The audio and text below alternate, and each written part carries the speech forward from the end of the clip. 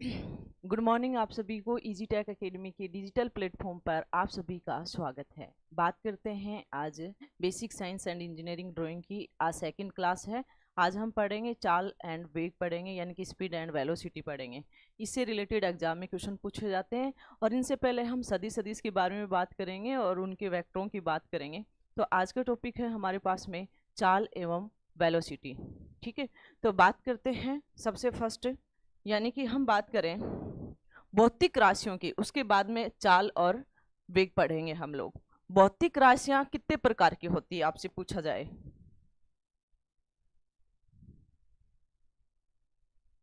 भौतिक राशियां, भौतिक राशियां दो प्रकार की होती है।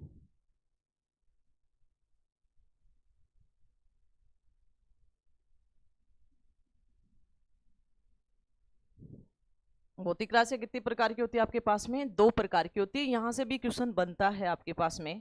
वो कौन कौन से प्रकार हैं दो जो भौतिक राशियों को रिप्रेजेंट करते हैं? यानी कि दो प्रकार हैं, कौन कौन से हैं? सदिश और अदिश। सदिश भौतिक राशि और दूसरी है अदिश भौतिक राशि। यानी कि सदिश वेक्टर क्वांटिटी, सदिश राशियां, और दूसरी है आपके पास में अदिश राशियां। गुड मॉर्निंग भाई, गुड मॉर्निंग। सभी को आवाज आ रही है क्या? सभी को आवाज आ रही है क्या? आवाज आ रही है तो आप क्लियर बोलोगे, आवाज आ रही है क्या? दूसरा है आपके पास में अदिश राशि, अदिश राशियां। आपसे क्या पूछा जाता है?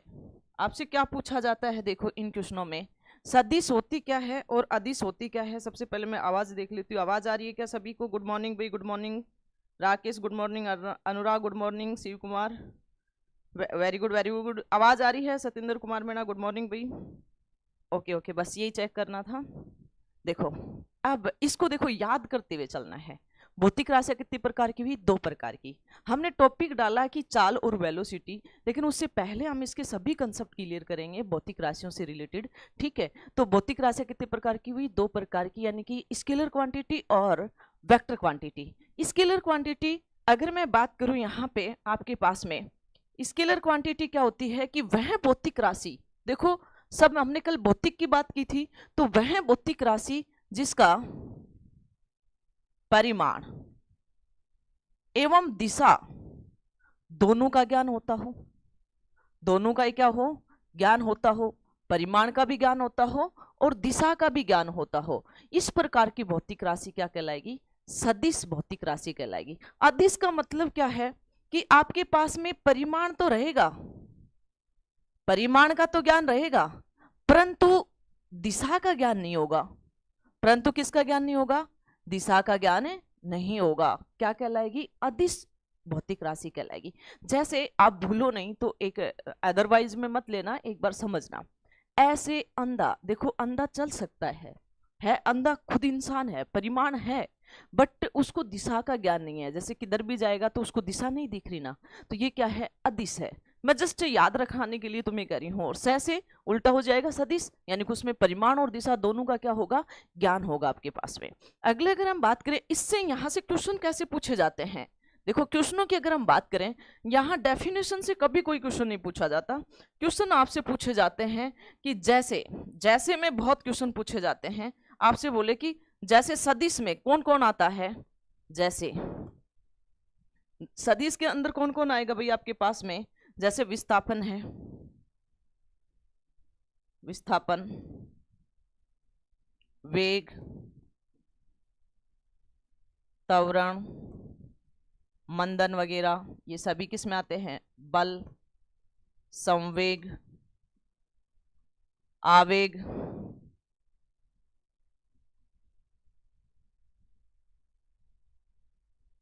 क्षेत्रफल। कई बार स्टूडेंट इस चीज पे बहुत कंफ्यूज होते हैं और ये क्वेश्चन आता है। देखो क्षेत्रफल की दिशा हमेशा उसके लंबवत होती है, तो नॉर्मली क्षेत्रफल भी, चुंबकीय क्षेत्रफल भी, सभी किस में है? सदिश में है। चुंबकीय क्षेत्रफल, विद्युत क्षेत्रफल, भार, इत्यादि कर देती हूँ, इत्यादि। इनसे क्वेश्चन आता है निम्नलिखित में से कौन सा अलग है या कौन सा सदिश है। ठीक है। दूसरी अगर हम बात करें इसके जैसे, इसमें जैसे जैसे वाला याद रखना, दूरी,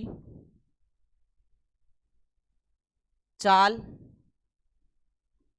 कार्य,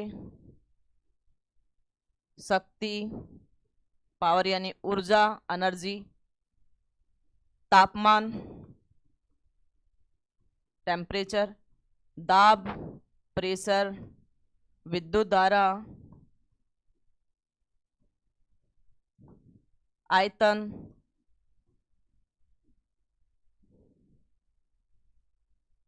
आवेश, विभव इत्यादि, द्रव्यमान इत्यादि सभी क्या हैं, अदिश राशियां हैं। सभी को गुड मॉर्निंग, बहुत बहुत धन्यवाद। आप इतने सारे लाइव हैं और अपने दोस्तों को शेयर करो। आज बहुत अच्छा सेक्शन जाने वाला है, लेकिन बात यह है कि आपको क्लास में लाइव हो तो यहीं की यहीं याद होना चाहिए। यहाँ तक किसी को कोई प्रॉब्लम है? चलें आगे। अब बात करते हैं हम सदिश से लेके चलते हैं पहले कि सदिश को हम कैसे रिप्रेजेंट करते हैं, उसका परिमाण क्या होता है, उसके बाद में हम इनकी बात करेंगे, यानी कि विस्थापन, वेग हुआ, चाल हुआ, दूरी हुआ, इन सब की बातें करते चलेंगे। ठीक है। तो अगली अगर हमारे पास में है अगले पॉइंट की, यहाँ तक किसी को कोई प्रॉब्लम है तो बता सकते हो। किसी को भी कोई भी प्रॉब्लम हो तो प्लीज टेल मी, आप बता सकते हो।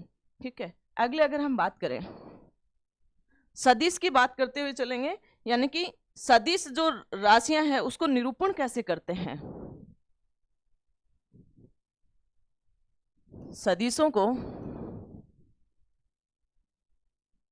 निरूपण कैसे करते हैं, लिखते कैसे हैं भाई। सदिश को जब भी आप लिखोगे तो आप कैसे लिखोगे सदिश राशियों को? जैसे मेरे पास में ये ए है तो ये इसके ऊपर ये जो वेक्टर लगा दोगे, ये जो साइन लग जाएगा ना एक ऊपर वेक्टर, तो आप देखते ही बता दोगे कि ये क्या है, सदिश है। दूसरे अगर आपसे बोले कि सदिशों का परिमाण क्या होगा, सदिशों के परिमाण को कैसे निरूपित करोगे? सदिशों का मापांक बोल सकते हो या परिमाप बोल सकते हो। सदिशों का मापांक या परिमाण की बात करें, यानी कि उसको मापांक भी बोल सकते हो या परिमाण भी बोल सकते हो। उसको कैसे लिखोगे? या तो तुम ए अकेला लिखोगे या और क्या कर दोगे, ए वेक्टर बार कर दोगे। ठीक है। ये इसका क्या होगा, सदिशों का मापांक यानी कि परिमाण। अब अगर हम सदिश राशियों को जोड़ते हैं तो हम जोड़ेंगे कैसे सदिश राशियों को? देखो हमारे पास में कोई भी दो सदिश ले लिया हमने। अगले पॉइंट की अगर हम बात करें तो अगला पॉइंट आपके पास में क्या है, सदिशों का जोड़ना। सदिशों को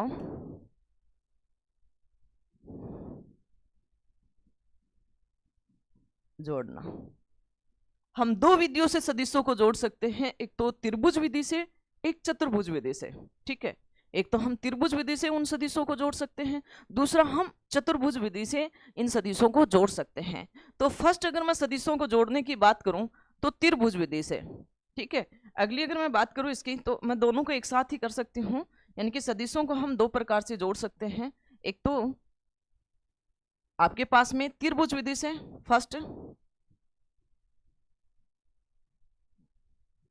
फर्स्ट अगर मैं जोड़ूंगी तो हम किससे जोड़ेंगे, सदिशों को किससे जोड़ेंगे, त्रिभुज का नियम, त्रिभुज के नियम से जोड़ सकते हैं। दूसरा हम जोड़ सकते हैं चतुर्भुज के नियम से, चतुर्भुज का नियम। ठीक है। देखो मानो हमारे पास कोई भी दो सदिश है, कोई भी दो सदिश है हमारे पास में, यानी कि मैं अगर इसकी बात करूं, कोई भी हमारे पास में दो सदिश हैं और वो इस प्रकार से पड़े हुए हैं। देखो कोई सदिश है, ये मेरे पास में एक ए सदिश है और इसको मुझे इस बी सदिश से जोड़ना है। तो आप इसको कैसे जोड़ोगे, यानी कि आप इसको जोड़ोगे तो कैसे जोड़ोगे, ए सदिश ए वेक्टर और यहां से बी को जोड़ना है तो यहाँ पे क्या ले लोगे, बी वेक्टर। तो इसका एक परिमाणीय सदिश भी होगा जिसको हमने आर से रिप्रेजेंट किया, ये हो जाएगा ए वेक्टर प्लस में बी वेक्टर, इसको वेक्टर पढ़ोगे। तो ये आपके पास में किसका नियम हो गया, त्रिभुज का नियम हो गया। लेकिन अब आप अगर इन्हीं दोनों सदिशों को चतुर्भुज के नियम से जोड़ोगे तो आप कैसे जोड़ोगे? क्योंकि कैसे जोड़ोगे, जो आपके पास में दो सदिश पड़े थे, सदिश ए यानी कि ये आपके पास में ए वेक्टर है, ठीक है, और ये आपके पास में था सदिश बी वेक्टर। आप चतुर्भुज में लेके चलोगे तो इसका जो परिमाणी सदिश है वो क्या होगा? ये आर होगा, आर इसका परिमाणी सदिश होगा। अब यहां से हमने ए के समांतर रेखा को बढ़ा देंगे और दूसरा इस बी के समांतर रेखा को बढ़ा देंगे। ये कोण हमने क्या ले लिया? थीटा ले लिया, ठीक है। चतुर्भुज के नियम के अकॉर्डिंग आप क्या करोगे? इस आर का मैं डायरेक्ट बता देती हूँ, आर बराबर में, क्योंकि अब हमारे पास टाइम कम है इसलिए जब भी आपको खोल के बताना होगा मैं आपको खोल के भी बताऊंगी, जस्ट लोगों का एग्जाम हो लेता है, ठीक है, क्योंकि कोई क्वेश्चन छूटना नहीं चाहिए। देखो, ए का स्क्वायर प्लस में बी का स्क्वायर प्लस में 2ab cos थीटा। अगर तुमसे इनके एक्स एक्स की बात करें, सदिशों के एक्स एक्स की बात करें, तो एक्स पर क्या हो जाएगा? f cos थीटा, और y पे क्या हो जाएगा? f sin theta. जो परिणामी है या r लेके चल सकते हो। यहां से आपको क्वेश्चन पूछ सकता है, अगर आपके पास में सदिश a और सदिश b 120 डिग्री पर लगे हुए हैं तो बताइए a और b का मान कितना होगा? तो आप बता सकते हो 90 डिग्री पर रखे हुए हैं तो कितना मान होगा? एक दूसरे के अनुदिश है, यानी कि आपके पास में ये कंडीशन पूछ सकता है, थीटा बराबर में अनुदिश यानी 0 डिग्री, यानी कि अनुदिश में पूछेगा तो ये चीज अप्लाई करेगा। अनुदिश है तो आपके पास में क्या आ जाएगा? आर बराबर में क्या हो जाएगा? ए स्क्वायर प्लस में बी स्क्वायर प्लस में 2ab कोस 0 डिग्री। कोस 0 का मान 1 होता है, ठीक है। तो यहाँ पे आर बराबर में क्या हो जाएगा? a प्लस में b, क्योंकि होल स्क्वायर बन जाएगा, होल स्क्वायर का रूट हट जाएगा। अगर फिर आपसे पूछ सकता है लंबवत हो, यानी कि सदिश ए और सदिश बी एक दूसरे के लंबवत हो 90 डिग्री, तो क्या होगा? अगर सदिश एक दूसरे के 120 डिग्री हो तो ये आप कमेंट करके बताओगे इनके ऑप्शन। जब आपके पास में वेक्टर ए और वेक्टर बी एक दूसरे पर 120 डिग्री का कोण बनाता है तो बताइए उसका परिमाणी सदिश क्या होगा? यहां तक किसी भी बच्चे को कोई प्रॉब्लम है तो बोल सकता है भाई, यहां तक किसी भी बच्चे को कोई प्रॉब्लम है तो वो बोल सकता है। किसी को कोई प्रॉब्लम है क्या? फटाफट बताओ, मैं आपके कमेंट्स देखती हूँ कि किसी को कोई प्रॉब्लम है तो। हाँ वो सब बताएंगे, आप थोड़ा सा धैर्य रखिए, थोड़ा सा धैर्य रखिए, ठीक है। गुड मॉर्निंग भाई, good morning Anoop, good morning, ठीक है। सबसे पहले तो सेक्शन को लाइक कर दो, शेयर कर दो चैनल को, और सब्सक्राइब कर दो फटाफट फटाफट। अब अगला अगर हम बात करते हैं सदिशों का गुणनफल, हम दो प्रकार से सदिशों का गुणन करेंगे, एक तो डॉट विधि से और एक करेंगे क्रॉस विधि से। सदिशों का अदिश गुणनफल होता है वो डॉट प्रोडक्ट होता है, और सदिशों का सदिश गुणनफल होता है वो हमेशा क्रॉस प्रोडक्ट होता है, ठीक है। तो अगली अगर हम बात करते हैं सदिशों का गुणनफल,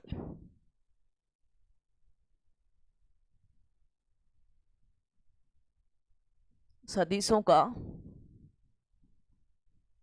गुणनफल हम इनको दो प्रकार से करेंगे।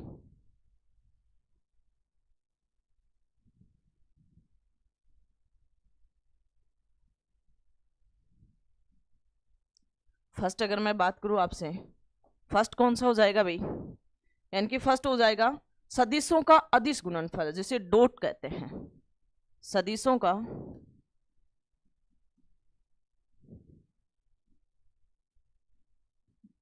अदिश गुणनफल, या आप उसको क्या कहोगे? डॉट, इससे रिप्रेजेंट करोगे, ठीक है। किससे रिप्रेजेंट करोगे भाई? डॉट से रिप्रेजेंट करोगे। यानी कि कोई भी दो सदिश राशि होगी और थीटा कोण पे होंगे। मानो कि आपके पास में कोई दो सदिश वेक्टर है, एक तो ए सदिश वेक्टर है, दूसरा है आपके पास में बी सदिश वेक्टर है। ये दोनों सदिश राशियां एक दूसरे को थीटा कोण पर है। मानो ये दोनों सदिश राशियां एक दूसरे के कहाँ है भाई? एक दूसरे के ये थीटा कोण पर है। तो इसका डॉट प्रोडक्ट क्या होगा आपके पास में? इन दोनों का जो डॉट प्रोडक्ट होगा वो A vector dot B vector dot A का बार इंटू बी का बार और कोस थीटा, ये आपके पास में होगा, ठीक है। डॉट प्रोडक्ट है तब की बात है, ठीक है। दूसरी अगर मैं बात करूं सदिशों का सदिश गुणनफल किससे होगा भाई? वो कोस से होगा। ठीक है, यानी कि दूसरा अगर हम बात करें तो सदिशों का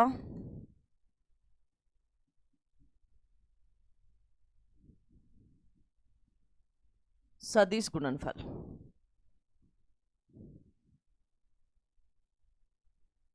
यानी कि वो किससे होगा? क्रॉस से होगा। ठीक है, यानी कि आपके पास में वही सेम है, आपने कोई भी दो वेक्टर लिए, यानी कि एक वेक्टर लिया ए वेक्टर और दूसरा लिया आपने बी वेक्टर, और ये एक दूसरे के क्या है? थीटा कोण पर है। तो यहां पे क्रॉस प्रोडक्ट में क्या होगा? ए क्रॉस बी क्या हो जाएगा भाई आपके पास में? ए का बार और बी का बार और साइन थीटा और एन कैप। ये एन कैप उस तल को लंबवत बताता है। एन कैप किसको रिप्रेजेंट करेगा? तल को लंबवत को रिप्रेजेंट करेगा, यानी कि एन है वो तल के लंबवत सदिश है। एन है वो तल के क्या है? लंबवत सदिश है, ध्यान रखना। ठीक है, तल के क्या है? लंबवत है। अब देखो, अगर आपने सदिशों का अदिश गुणनफल किया तो आपके पास क्या प्राप्त होता है? सदिशों का यदि आप अदिश गुणनफल करते हो तो एक हमेशा अदिश राशि प्राप्त होती है। सदिशों का अदिश गुणनफल करने पर हमेशा अदिश राशि प्राप्त होती है। डायरेक्ट क्वेश्चन पूछा गया है। ठीक है, अदिश राशि प्राप्त होती है। और यदि आप सदिशों का सदिश गुणनफल करते हो तो हमेशा एक सदिश राशि प्राप्त होगी। सदिशों का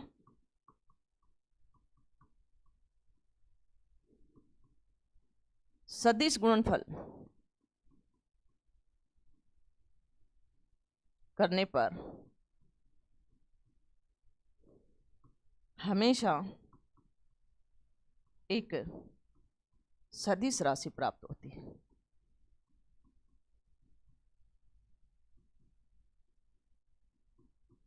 देखो, तुम्हें एक थोड़ी सी बात और बताती हूँ। एन कैप क्या है? लंबवत है। जैसे हमारे पास में हम इसको लेके चले, यानी कि हमने काल्पनिक चीजें ली, एक हमने ले लिया आइटा, एक हमने ले लिया जे और एक हमने ले लिया के। अगर आपके पास में आइटा क्रॉस जे है तो आपके पास में के बन जाएगा, और अगर इनका सीक्वेंस से चेंज कर दोगे तो माइनस बन जाएगा, यानी कि जे क्रॉस अगर आपके पास में के है तो आपके पास में आइटा बन जाएगा, और के क्रॉस यदि जे है आइटा है तो आपके पास में जे बन जाएगा। ठीक है, अगर आपने इसी को उल्टा कर दिया, मानो कि आइटा क्रॉस के कर दिया, ये इधर चल रहा था, आपने के कर दिया, तो यहाँ पे माइनस जे आ जाएगा, और आइटा क्रॉस आइटा, जे क्रॉस जे और के क्रॉस के हमेशा जीरो होगा। हमेशा क्या होगा? जीरो होगा। ठीक है, और यहाँ पे अगर आप देखते हो डॉट प्रोडक्ट में जब भी आपको क्वेश्चन पूछे जाते हैं, वो क्वेश्चन भी बताऊंगी, अगर आपके पास में इसमें अगर आपको पूछते हैं तो आइटा डॉट आइटा, J dot J, K dot के हमेशा 1 होता है। लेकिन आपसे बोल दे iota dot j, j dot k dot iota, तो ये हमेशा आपके पास में 0 होंगे। ठीक है, अब आपसे क्वेश्चन कैसे पूछता है? एग्जामिनर क्वेश्चन पूछ दे, कोई दो वेक्टर दे दिया, वेक्टर ए और वेक्टर बी दे दिया, और आपसे बोला कि इसका सदिश अदिश गुणनफल क्या होगा। अदिश नाम लेते आप डॉट प्रोडक्ट लगाओगे, ज्यादातर हमारे डॉट प्रोडक्ट के ही क्वेश्चन पूछे जाते हैं।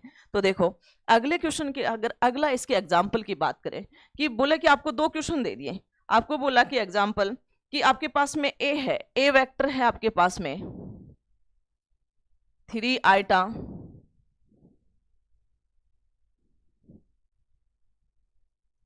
ए वेक्टर दे दिया 3 आइटा प्लस में 4j प्लस में 2k।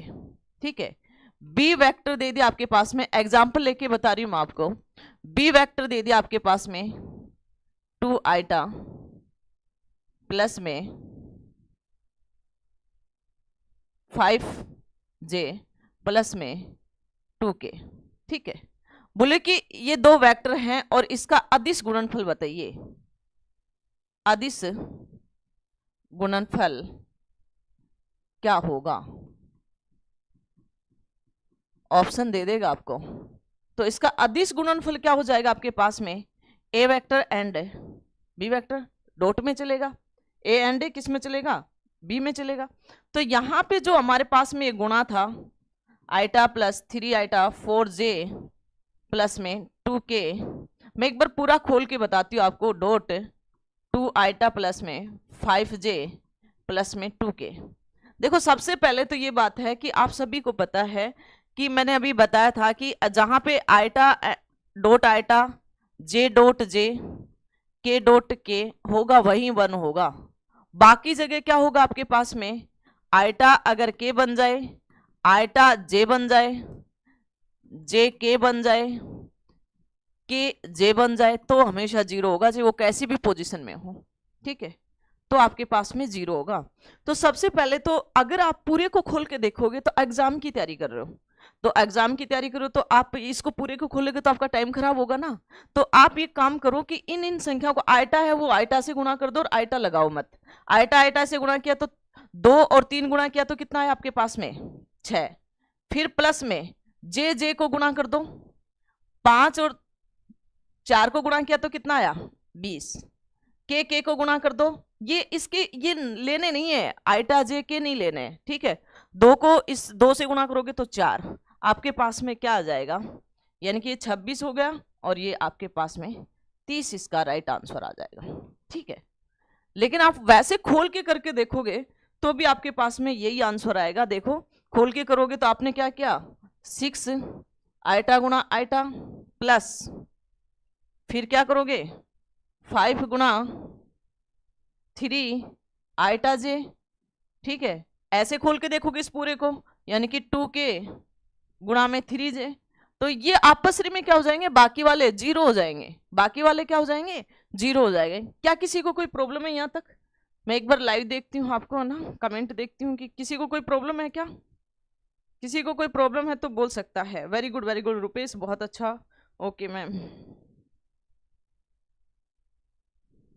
हाँ पर डे क्लास लेंगे, आप टेंशन मत लो। आप सभी जॉब लगोगे, आप बिल्कुल भी टेंशन मत लो। ठीक है भाई, आ गया क्या सभी को? तो एक इस प्रकार का क्वेश्चन आता है। और कई बार तुम्हें से कई बार तुम्हें है ना ये आइटा जे में कोई 2 1 लुप्त कर देता है, तो आप उसको देखो ही मत, उसको छोड़ दो। ठीक है, अगली अगर हम बात करें, अगला एक और क्वेश्चन बताते हैं आपको कि कोई भी आपके पास में वेक्टर है, यानी कि वेक्टर ए है आपके पास में, वेक्टर ए है 4 आइटा प्लस में 3j, ये वेक्टर है। और इसमें पूछा गया है कि ए का परिमाण क्या होगा? ए का, ये है आपके पास में क्वेश्चन एग्जाम्पल, आपसे पूछा कि ए का परिमाण क्या होगा। तो आप सीधी सी बात है, जब आपको ये पूछे, इस प्रकार के क्वेश्चन पूछे क्या होगा, तो आपसे इस प्रकार का क्वेश्चन पूछे तो मैं आपको एक सीधी सी बात बताती हूं कि जब मानो कि ए वेक्टर बराबर में क्या है? एक्स आइटा प्लस में वाई जे प्लस में जेड के, तो जो इसके जो ये जो गुणांक है इनके साथ में आइटा आई जे के गुणांक है, उनका परिमाण निकालोगे तो ये ए कर दो या आप क्या करोगे? ए वेक्टर का बार कर दो, एक ही बात है, कोई सा भी बोल सकता है। तो आप क्या करोगे? एक्स का स्क्वायर प्लस में वाई का स्क्वायर प्लस में जेड का स्क्वायर, और इनमें से अगर कोई सा भी गुणांक नहीं है तो वो नहीं आएगा, वो 0 हो जाएगा। ठीक है, वो नहीं आएगा, वो क्या हो जाएगा? 0 हो जाएगा। तो एक इस प्रकार का क्वेश्चन भी पूछा जाता है, तो यहाँ पे एक वेक्टर का परिमाण क्या हो जाएगा? या तुम आप ये केवल अकेला ए लिख सकते हो, एक ही बात है।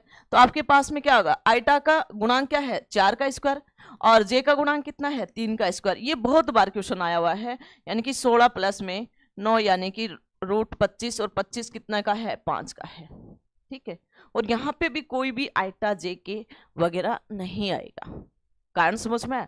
तो दूसरे क्वेश्चन का आप फटाफट रिप्लाई करोगे कि मैंने आपका दूसरा एग्जांपल दे रही हूं कि आपके पास में कोई बी वेक्टर है और बी का परिमाण आपको ज्ञात करना है। फटाफट आप निकाल के बताओगे कि एग्जाम्पल सेकंड, फटाफट बताओगे कि आपके पास में बी वेक्टर है और आपके पास में आ गया 3 आइटा प्लस में 2j प्लस में 4k। बताओ, तो बताइए बी का परिमाण क्या होगा? फटाफट जितने भी हो सभी के सभी रिप्लाई दोगे। इसलिए लाइव क्लास रिकॉर्डिंग देखने का मतलब ये है कि आप करोगे तो करोगे, नहीं करोगे तो नहीं करोगे। लाइव आने का मतलब है कि आप 1 घंटे की क्लास, 2 घंटे की, जितना आप पे कैपेसिटी है, जितनी बार आप करोगे तो आप क्वेश्चन यहीं करके बताओगे। मैं आपका ऑप्शन चेक करती हूँ फटाफट। हाँ, यूनिट आएगी भाई, 5 यूनिट आएगी। वेरी गुड, बहुत अच्छा। उमेश ने बहुत अच्छा आंसर दिया, अनूप ने बहुत अच्छा दिया, रूपेश कुमार ने भी बहुत अच्छा दिया। अगले क्वेश्चन का बताओ। अमित कुमार, टीटी क्या होता है भाई? इसका परिमाप बताओ फटाफट, यानी कि बी वेक्टर का परिमाप बताओ क्या होगा आपके पास में। 3 का स्क्वायर प्लस में, अभी तक कोई रिप्लाई नहीं आया आपका, 1 का स्क्वायर, तो कितना हो जाएगा आपके पास में? यानी कि 9 प्लस में 4 प्लस में 1 कितना हो जाएगा? √14, यानी कि यूनिट्स, 14 यूनिट्स। किसी का भी नहीं आया था। √29। उमेश कुमार क्या क्या है आपने? 9, इसका हो जाएगा 4, अच्छा 16, सॉरी, सही बात है, मेरे से गलती हो गई, ये 16 है भैया, क्योंकि 4 है ना, तो वो 16 है। तो कितना हो जाएगा आपके पास में? 20। और हाँ, एकदम सही है, राइट आंसर है भैया, √29। ठीक है, वेरी गुड, बहुत अच्छा है। उमेश सबसे पहले दिया, फिर अनूप ने दिया। हाँ 4 का स्क्वायर वो मेरे से 1 कर दिया था, गलती हो गई थी। चलो, यहां तक अगर कोई भी संख्या दे देगी तो आप ट्यूशन कर लोगे। आपको ये नहीं है कि ये 4-5 ही दे दिए, कोई भी दे सकता है, 6-7 भी दे सकता है। यानी कि सभी का कंसेप्ट क्लियर हुआ। Very good Amit, very good, बहुत अच्छा, सभी का कंसेप्ट क्लियर हो गया। अब आगे चलते हैं, अब आगे चलेंगे। यहाँ से सदिश इसी प्रकार के क्वेश्चन इससे बाहर नहीं आएंगे आपके पास में। ठीक है, अब आगे चलते हैं। गति और वेग का जो टॉपिक डाला था, अब चलेंगे उनको लेके। ठीक है, अब उनको लेके चलेंगे। यहां तक किसी को कोई प्रॉब्लम है तो आप बोल सकते हो, मैं दोबारा बता दूंगी आपको। √19 कैसे आएगा रुपेश? √29 आएगा। उमेश प्रॉब्लम है क्या कोई? बाकी वाले उमेश कुमार मीणा, यस प्रॉब्लम है तो आप बोल सकते हो, लिख सकते हो। ठीक है, चलो भैया आगे बात करते हैं। अब आगे बात करेंगे। देखो, हमने टॉपिक डाला कि चाल और वेग। चाल वेग किसके अकॉर्डिंग बनता है? पहले क्या आता है? चाल में दूरी आती है, तो आपको दूरी का नॉलेज होना चाहिए। वेग में कौन आता है? विस्थापन होता है, तो आपको विस्थापन का नॉलेज होना चाहिए। तो अब आगे की हम बात करते हैं, जस्ट इससे आगे। जिसको समझ में नहीं आएगा वो बोलेगा फटाफट। ठीक है, अगले अगर हम बात करें, देखो विस्थापन, डिस्प्लेसमेंट एवं दूरी, डिस्टेंस। डिस्प्लेसमेंट और डिस्टेंस होता क्या है? सबसे पहले बेसिक चीजें अगर हम बात करें इसकी, तो क्या चीज है ये आप समझो। आप रटन विद्या मत बनो, उन चीजों को समझने की कोशिश करो। देखो, कोई भी लड़के हैं, 2 लड़के हैं आपके पास में, ये ए लड़का है, ये ए बिंदु पर है, और ये बी लड़का है, ये बी पॉइंट पर जाना है। कोई एक लड़का है, ये ए है, और इसे इस बी पॉइंट पे जाना है। यानी कि तुम लोग कहीं से भी और तुम्हें इजी टेक में आना है। ठीक है, या ये एग्जाम्पल देखना कि तुम कहीं से भी कहीं पे भी हो और आपको इजी टेक अकेडमी में जयपुर आना है, तो आप क्या करोगे? कई बच्चे तो डायरेक्ट सिंपल रास्ता लेंगे, एकदम सीधा न्यूनतम दूरी, और कई घूम घाम के आएंगे। ठीक है, तो जो न्यूनतम दूरी होती है वही विस्थापन होता है, और जो घूम घाम के आते हैं वो क्या हो जाती है? कुल दूरी। तो वो क्या हो जाता है? दूरी हो जाती है, कुल लंबाई। अब देखो, यहाँ पे विस्थापन की बात करें तो वह न्यूनतम लंबाई, न्यूनतम दूरी ए से बी तक जाने का, ये आपके पास में क्या हो जाएगा? विस्थापन हो जाएगा, डिस्प्लेसमेंट हो जाएगा। ठीक है, लेकिन कई बच्चे ऐसे हैं कि उनको घूमने की आदत है, इधर उधर घूम के आएंगे। तो देखो, ये ए जो लड़का है, ये जो बॉय है, ये आपके पास में ये बॉय है ए। ठीक है, ये यहां से जाके यहाँ जाके यहाँ जाके वापिस ये ए पर बी पर आता है, इस बी पॉइंट पे आता है। तो ये आपके पास में क्या है? ये जो दूरी है, कुल लंबाई क्या है? ये दूरी है। ठीक है, डेफिनेशन बनाओगे तो आप कैसे बनाओगे भैया? हाँ, 2 point, very good. Shortest distance होता है ट्रेवलर का, राइट राइट है। तो अब देखते हैं हम इनको पॉइंटों की बात करें। देखो विस्थापन तो क्या होगा, शॉर्ट में चलेंगे। विस्थापन तो क्या होगा कि जो न्यूनतम दूरी है, न्यूनतम दूरी क्या कहलाएगा? विस्थापन कहलाएगा। या न्यूनतम लंबाई,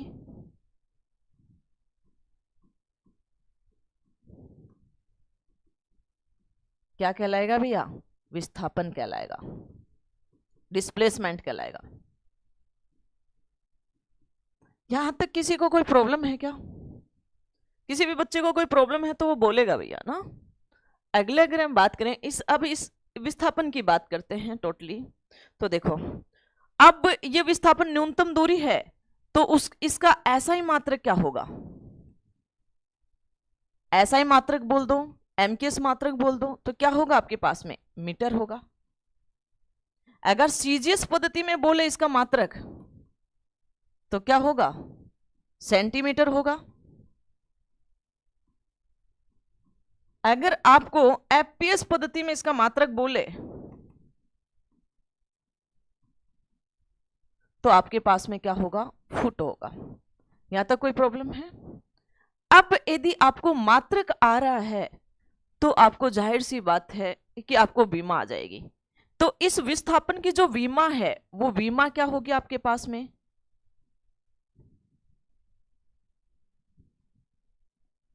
द्रव्यमान नहीं है, समय भी नहीं, यानी कि 1 हो जाएगी। अब ये विस्थापन कैसी राशि है? ये विस्थापन सदिश राशि है। कैसी राशि है? सदिश राशि है। ध्यान रखना कि विस्थापन प्लस में हो सकता है, धनात्मक हो सकता है, ऋणात्मक हो सकता है, नेगेटिव हो सकता है और शून्य हो सकता है। ध्यान रखना विस्थापन धनात्मक भी हो सकता है, ऋणात्मक भी हो सकता है और शून्य भी हो सकता है। दूसरी अगर हम बात करें अब आपसे कि दूरी की, तो यहां पे विस्थापन आपने देखा, तो यहां पे हम दूरी को भी देखेंगे। जस्ट यहां तक किसी को कोई प्रॉब्लम है तो वो बोलेगा भाई, बताओ किसी को कोई प्रॉब्लम है विस्थापन में? ठीक है, अब बात करते हैं हम दूरी की। दूरी क्या होती है आपके पास में भाई? दूरी, डिस्टेंस। डिस्टेंस क्या होगा आपके पास में? कि किसी निश्चित समय में चली गई कुल दूरी या कुल लंबाई, यानी कि किसी निश्चित समय में या कुछ खास समय में कुल लंबाई क्या कहलाएगी? दूरी कहलाएगी। कुल लंबाई क्या कहलाएगी भाई? दूरी कहलाएगी। यहां तक किसी को कोई प्रॉब्लम है? अब अगर मैं बात करूं इसका जो ऐसा ही मात्रक है वो क्या है आपके पास में? दूरी का ऐसा ही मात्रक क्या होगा? मीटर होगा। ठीक है, सीजीएस पद्धति में क्या होगा? वही बात है, सीजीएस पद्धति में मात्रक क्या होगा आपके पास में? सेंटीमीटर होगा। और एफपीएस पद्धति में क्या होगा आपके पास में? फुट होगा। ठीक है, अगर हम बात करें दूरी की विमा की बात करें तो दूरी की विमा क्या होती है आपके पास में? सेम आपके पास में, ध्यान रखना जो विस्थापन की विमा है वही किसकी विमा है? दूरी की विमा है। केवल एक अंतर है आपके पास में यहाँ पे कि दूरी कैसी राशि होती है? अदिश राशि होती है। दूसरा डिफरेंस क्या है कि दूरी धनात्मक होगी, हमेशा क्या होगी? धनात्मक होगी, या शून्य भी हो सकती है बट कभी भी ऋणात्मक नहीं होगी। दूरी कभी भी क्या नहीं होगी? ऋणात्मक नहीं होगी। क्या यहां तक किसी को कोई प्रॉब्लम है? यहां तक कोई प्रॉब्लम है? अच्छा, इंग्लिश में नोट कर दे, ओके भाई ओके, ठीक है। क्या यहां तक किसी को कोई प्रॉब्लम है भैया? नहीं है। अगर ये दोनों चीज आ गई ना तो आपको आगे रटने की आवश्यकता नहीं है बिल्कुल भी। तो देखो हम अब लेके चलते हैं चाल, स्पीड। अगला पॉइंट है आपके पास में। अब कोई नहीं रटेगा, यानी कि मैंने लिया चाल, स्पीड। चाल क्या होता है?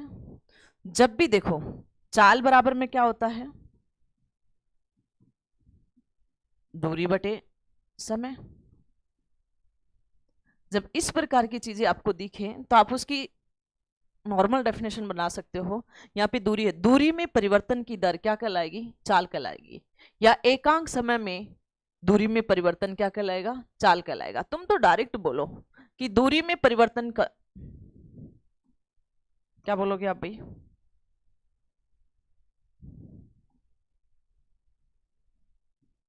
दूरी में परिवर्तन की दर क्या कहलाएगी? चाल कहलाएगी। अब देखो रटना मत, चाल, चाल बराबर में क्या हो गया? दूरी बटे समय। हमने कल पढ़ा था एसआई पद्धति में, यानी कि आपके पास में दूरी का मात्रक क्या होगा? मीटर, और समय का मात्रक क्या होगा? सेकंड। तो बताओ चाल का जो ऐसा ही मात्रक हुआ वो क्या हुआ? ऐसा ही मात्रक क्या हुआ भाई आपके पास में? मीटर पर सेकंड। क्या कोई रटेगा यहां तक? अब आप बीमा निकाल सकते हो, चाल की बीमा क्या होगी? बीमा क्या होगी चाल के आपके पास में? तो देखो बीमा में अगर हमारे पास में ये L है, ये 1 है, और ये T है, ये 1 है, ये आपके पास में बीमा होती है। अगर इसको हम और अच्छे से लिखें तो हम इस फॉर्म में लिखते हैं M, L और T। देखो यहाँ पे द्रव्यमान नहीं है इसमें, तो यहाँ पे हम 0 कर देंगे, ठीक है। या L का पर 1 है, मीटर 1 है तो 1 कर दिया। यहाँ T ऊपर जाएगा तो ये क्या हो जाएगा? माइनस का 1। यानी कभी भी देखा मैथ में पढ़ा तो माइनस x होता है, तो यहाँ ऊपर लेके जाते हैं तो माइनस का x, ठीक है। जब आप मैथ पढ़ते हो तो क्या कोई प्रॉब्लम है यहाँ तक? अगली अगर हम बात करें कि जो स्पीड है, स्पीड कैसी राशि होती है? स्केलर क्वांटिटी होती है, यानी कि अदिश राशि होती है। कैसी क्वांटिटी होती है? स्केलर क्वांटिटी होती है, अदिश राशि होती है। क्या कोई किसी को प्रॉब्लम है यहाँ तक? यहाँ तक कोई, यहाँ तक किसी को कोई प्रॉब्लम है भाई? ओके ओके, नहीं है, चलो ठीक हो। अब बात करते हैं, चाल कंप्लीट हुआ। यहाँ से न्यूमेरिकल भी आ सकता है, यहाँ से न्यूमेरिकल भी बन जाता है चाल से, कि आपको बोले कि कोई गाड़ी, कोई यानी कि रेलगाड़ी, मान लो कि आपने लोगों की तैयारी कर रहे हो तो रेलगाड़ी पे आओ ना आप लोग, छोटी मोटी गाड़ियों पे क्यों आते हो, ठीक है। तो आपसे बोले कि कोई रेलगाड़ी 5 किलोमीटर डिस्टेंस दूरी तय करता है कितने समय में? 5 किलोमीटर कितने समय में तय करता है? यानी कि 45 सेकंड में तय करता है। तो बताइए उस किस चाल से चल रही थी वो रेलगाड़ी, ठीक है। किलोमीटर है तो सबसे पहले उसको मीटर में चेंज करोगे, किलोमीटर है तो उसमें किस में चेंज करोगे? मीटर में। और सेकंड में है तो सेकंड में रहने दो, मिनट है तो फिर उसको सेकंड में चेंज करोगे, आवर है तो भी उसको सेकंड में चेंज करोगे, ठीक है। तो सभी को कोई प्रॉब्लम है यहाँ तक? तो इस प्रकार से आपके न्यूमेरिकल भी आ सकते हैं। अगली अगर मैं बात करूं आपसे, अब आपको विस्थापन का नॉलेज हो गया तो वेग का नॉलेज हो जाएगा, वेग का हो गया तो त्वरण का हो जाएगा, त्वरण का हो गया तो बल का हो जाएगा, ठीक है। तो अगला अगर हम पॉइंट बात करें भाई, वेग, वेलोसिटी।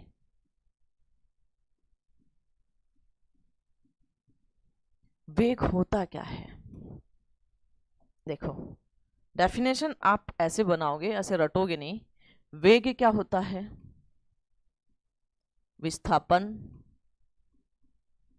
अपॉन में समय। विस्थापन में परिवर्तन की दर क्या कहलाएगा? वेग कहलाएगा, वेलोसिटी कहलाएगा, ठीक है।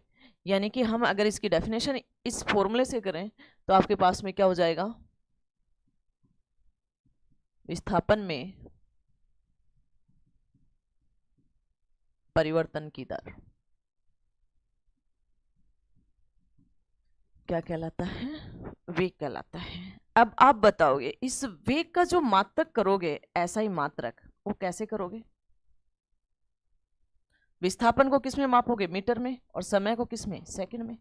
तो आप बताओ इस वेग की विमा भी सेम आपके पास में जो चाल की विमा थी वो ही इस वेग की विमा हो जाएगी, m0, l पे 1 और t ऊपर से नीचे से ऊपर जाएगा तो माइनस का 1, ये इसकी विमा हो गई। ध्यान रखना वेग कैसी राशि है? वेग हमेशा ध्यान रखना, वेग सदिश राशि है, वेक्टर क्वांटिटी है, ठीक है। कैसी राशि है? वेक्टर क्वांटिटी है।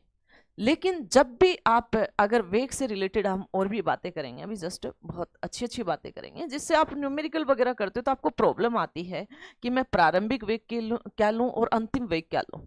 ठीक है, तो सबसे पहले अगर हम वेग की बात करें तो वेग से रिलेटेड हम और भी बातें कर रहे हैं अभी, यानी कि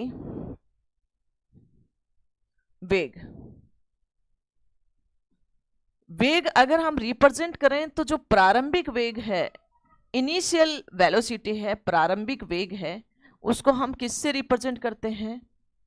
u से रिप्रेजेंट करते हैं। और फाइनल वेलोसिटी है, अंतिम वेग है, उसको हम किससे रिप्रेजेंट करेंगे? v से रिप्रेजेंट करेंगे। ठीक है, जब भी आपको विराम अवस्था बोल दे तो आप हमेशा प्रारंभिक वेग 0 लेते हो। ठीक है, अगर आपको किसी गाड़ी का ब्रेक लग गया या ऐसी कंडीशन बोल दे तो उस कंडीशन में आप अंतिम वेग क्या लोगे? 0 लोगे। यहां तक वेग तक किसी को प्रॉब्लम है क्या? अब मैं बात करती हूं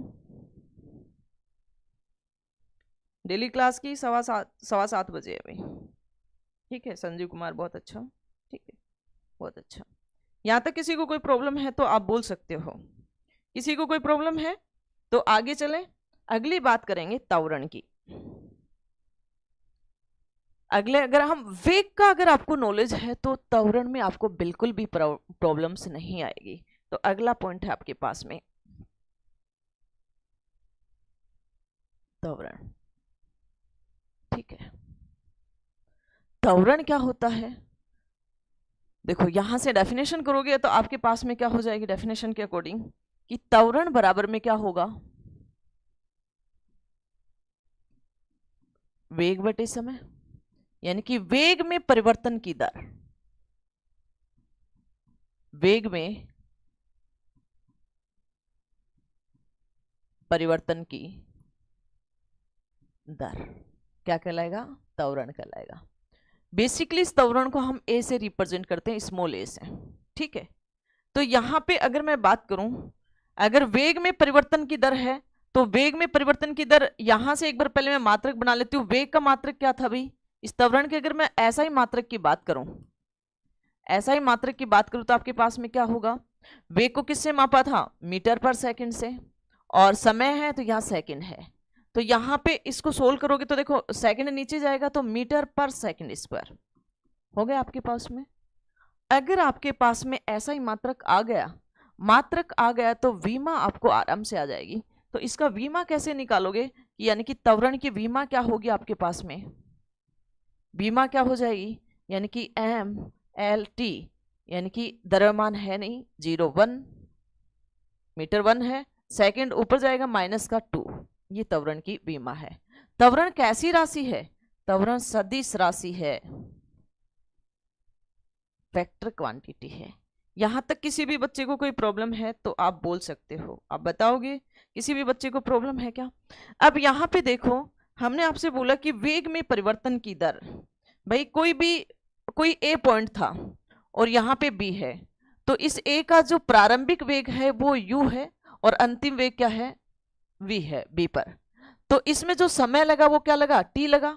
अगर मैं त्वरण की बात करूं तो यहाँ पे a बराबर में क्या हो जाएगा? अंतिम वेग माइनस में प्रारंभिक वेग बटे में t। ठीक है, ये आपके पास में वेग का है, त्वरण आ गया। अंतिम वेग माइनस में प्रारंभिक वेग अपॉन में t, यहां से भी बहुत बार क्वेश्चन पूछे जाते हैं। अब यहां से और पॉइंट बनते हैं, वो कैसे बनते हैं देखो, उन पॉइंटों की बात करेंगे त्वरण की, फिर त्वरण के मान की बात करेंगे कि त्वरण का मान कैसे कैसे क्या होता है। ठीक है, अगली अगर मैं बात करूं आपसे त्वरण से रिलेटेड पॉइंटों की, तो यदि मेरे पास में त्वरण, यानी कि जब आपके पास में ये अंतिम वेग, देखो पॉइंट देखना एक बार कि आपके पास में ये अंतिम वेग है, ये ज्यादा है, अंतिम वेग ज्यादा है किससे? प्रारंभिक वेग से।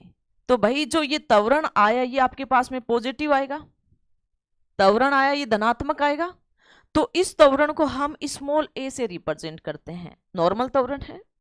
लेकिन दूसरा पॉइंट देखो, अगर मेरे पास में अंतिम वेग कम हो गया प्रारंभिक वेग से, तो जो ये त्वरण का मान आया ये ऋणात्मक आ गया। इस ऋणात्मक त्वरण को ही क्या कहते हैं? मंदन कहते हैं। क्या कहते हैं? मंदन कहते हैं। ऋणात्मक त्वरण को ही मंदन कहते हैं, जबकि ऋणात्मक साइन उसके साथ में नहीं लेते हैं। और मंदन का अगर आप डेफिनेशन देखोगे तो न्यूटन की गति का जो द्वितीय नियम है उसके एग्जाम्पल में, जब कोई भी क्रिकेटर अगर गेंद को फेंकता है तो जो कैच करने वाला व्यक्ति होता है या तो हाथों को पीछे ले जाएगा, ये आगे ले जाएगा, उस कंडीशन में मंदन का उपयोग करते हैं। वहां त्वरण की जगह किसका उपयोग करते हैं? मंदन का उपयोग करते हैं। अब अगली पॉइंट की अगर मैं बात करूं, ये दोनों क्लियर हुआ। अगला देखो, अगर मंदन का भी पूछे तो वही चीज है, यानी कि भाई आपके पास में सदिश है, बीमा है, ठीक है, मात्रक है, सभी का सेम है। कई बार अगर बच्चे को कंफ्यूज करने के लिए पूछ सकता है कि मंदन का ऐसा ही मात्रक क्या है, तो मंदन का भी ऐसा ही मात्रक मीटर पर सेकंड स्क्वायर होगा। जो त्वरण की चीजें हैं वही ही किसकी है? मंदन की है। यहां तक किसी को कोई प्रॉब्लम है क्या? अगला पॉइंट की अगर मैं बात करूं तो अगला पॉइंट कहता है कि यदि कोई वस्तु का वेग एक समान रूप से बढ़ता है, कैसे बढ़ता है अभी? अगर मैं पहले एक चीज और बताती हूं। अगला पॉइंट, यदि कोई वेग मैं सम्मान कर दूं, मानो कि मैंने क्या कर दिया, सम्मान वेग, सम्मान वेग पर त्वरण हमेशा शून्य होगा। हमेशा क्या होगा? शून्य होगा। क्यों होगा भाई सम्मान वेग पर त्वरण हमेशा शून्य? इसलिए होगा कि देखो, दोनों वेग आपने सम्मान कर दिए तो त्वरण पर क्या इफेक्ट पड़ेगा? त्वरण क्या हो जाएगा आपके पास में? शून्य हो जाएगा। और क्यों होगा उसका रीजन देखो, a बराबर में v माइनस में u और बराबर में t, तो v बराबर में u है तो ये क्या हो जाएगा? जीरो हो जाएगा ऊपर, तो ऊपर जीरो है तो त्वरण क्या होगा? जीरो होगा या नहीं होगा? ये रीजन है कि सम्मान वेग है तो त्वरण हमेशा क्या होगा? शून्य होगा। दूसरी अगर मैं बात करूं अगले पॉइंट की, अगला पॉइंट है, यदि वस्तु का वेग एक समान रूप से बढ़ाते हैं तो त्वरण भी समान रहता है। वस्तु का वेग, अगला पॉइंट है, वस्तु का वेग समान, अब बढ़ा रहे हो रूप से, बढ़ाते हो तो त्वरण क्या रहेगा? समान रहेगा। क्या किसी को कोई प्रॉब्लम है? त्वरण क्या रहेगा भाई? समान रहेगा। अब और पॉइंट है आपके पास में, जब विराम अवस्था में कोई वस्तु चले, यानी कि आपके पास विराम अवस्था में चले, तो उस कंडीशन में आप प्रारंभिक वेग क्या ले लोगे? अगला पॉइंट है विराम अवस्था। विराम अवस्था में चलेगी कोई वस्तु, चलेगा, तो ध्यान रखना इस कंडीशन में जो प्रारंभिक वेग है, देखो बहुत सारे बच्चों को कंफ्यूज होता है कब अंतिम वेग जीरो लेते हैं कब प्रारंभिक, तो प्रारंभिक वेग क्या लोगे? शून्य लोगे। दूसरा, अगर आपके पास में कोई ब्रेक लगा दे, ब्रेक लगाने पर या अचानक रोकने पर, तो अंतिम वेग क्या होगा? शून्य होगा। अंतिम वेग क्या होगा? शून्य होगा। यहां से आगे अगर मैं बात करूं एक और त्वरण की, यहां तक किसी को कोई प्रॉब्लम है तो आप बोल सकते हो। जब आप क्वेश्चन सोल्व करोगे तो आपको इजी वे में आप सोल्व कर लोगे, क्योंकि आपका कंसेप्ट क्लियर हो जाएगा। अगला त्वरण है गुरुत्वीय त्वरण।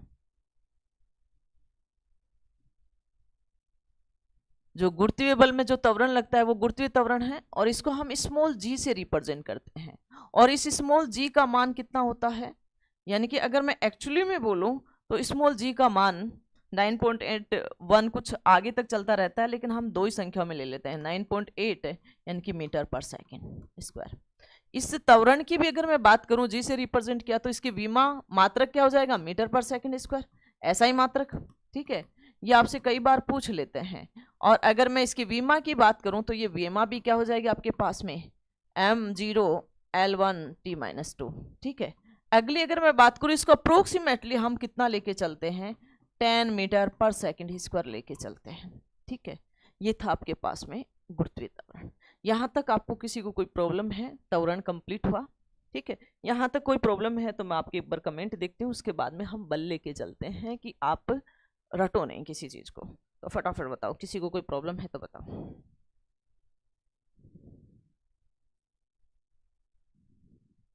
हाँ, आगे बताएंगे वर्टिकुलर पॉजिटिव नेगेटिव कैसे क्या क्या आएंगे, ये सब बताएंगे, ठीक है, आगे बताएंगे, ठीक है। Very good very good. Channel भाई शेयर करो, सब्सक्राइब कराओ अपने दोस्तों से चैनल को ना, फटाफट फटाफट, ठीक है। अगले अगर मैं पॉइंट बात करूं तो अगला बल। बल होता क्या है, थोड़ा थोड़ा बल की बात करें तो बल क्या होता है, किसी भी वस्तु में खिंचाव होता है ना, उसे हम क्या बोलते हैं, बल बोलते हैं। बल यानी कि फोर्स। बल क्या होता है, किसी भी वस्तु का खिंचाव, एक प्रकार का खिंचाव ही बल होता है। यानी कि किसी भी वस्तु में